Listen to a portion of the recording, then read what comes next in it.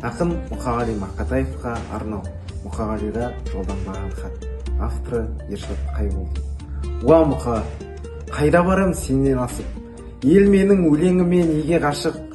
Досым мен дұшпанымды айыра алмай, есігін жүрегімнің берем ашып.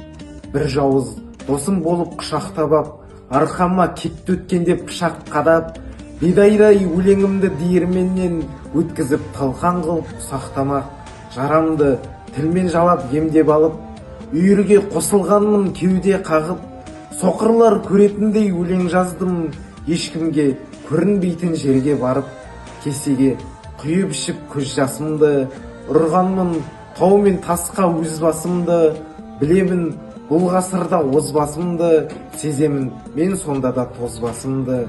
Мен үшін қиын емес төрден құлау, қиналмай жүріп келем жолмен мынау,